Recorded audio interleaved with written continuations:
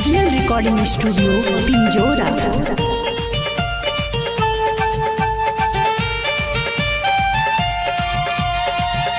Regional recording studio Pinjaura.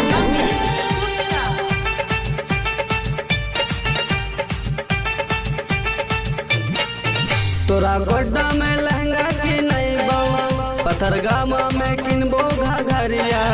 तोरा गोड्डा में लहंगा की नहीं बो, पथरगामा में किनबो घाघरिया। तोरा ले जेबो गे रानिया झारखंड के सहरिया। तोरा ले जेबो गे रानिया झारखंड के सहरिया। तोरा गोड्डा में लहंगा की नहीं बो, पथरगामा में किनबो घाघरिया। तोरा ले जेबो गे रानिया झारखंड के सहरिया। तोरा ले जेबो गे रानिया झारखंड के सहरिया।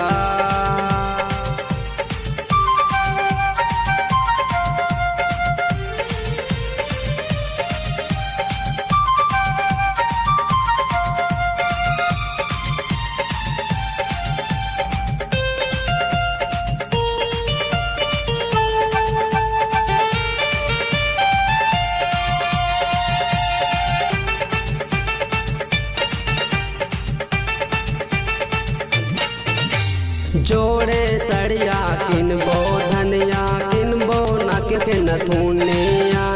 तोहरे बनबो अपन घर के दुल्हनिया।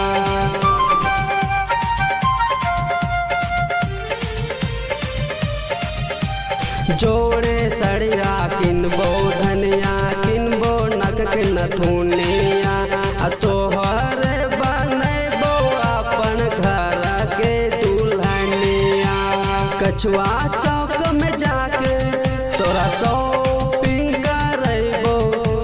बसवा चौक में जाके तोरा शॉपिंग करबो। तोरा ले जेबो गे धनिया झारखंड के सहरिया। तोरा ले जेबो गे धनिया झारखंड के सहरिया। तोरा गोड्डा में लहंगा की नहीं बो, पथरगामा में किनबो घाघरिया। तोरा गोड्डा में लहंगा की नहीं बो, पथरगामा में किनबो घाघरिया। तोरा ले जेबो गे रानिया झारखंड के सहरिया। तोरा ले जेबो गे रानिया झारखंड के सहरिया।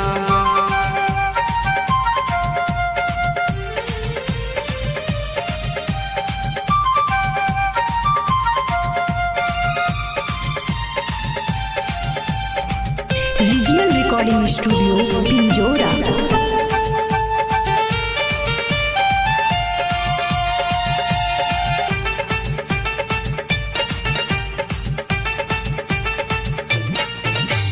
राइटर राजेश रीजनल हो दिलदार के। तोरा के घुमावे ले जैतो झारखंड के बाजार गे।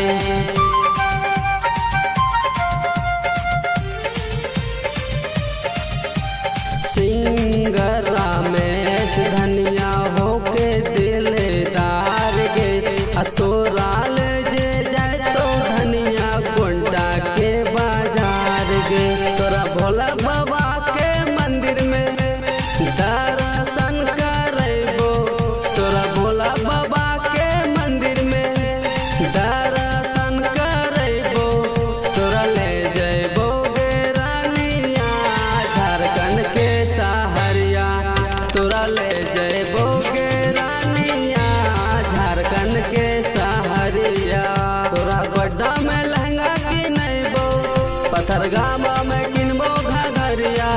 तोरा गोड्डा में लहंगा की नहीं बो, पथरगामा में किनबो घाघरिया। तोरा ले जेबो गे रानिया झारखंड के सहरिया। तोरा ले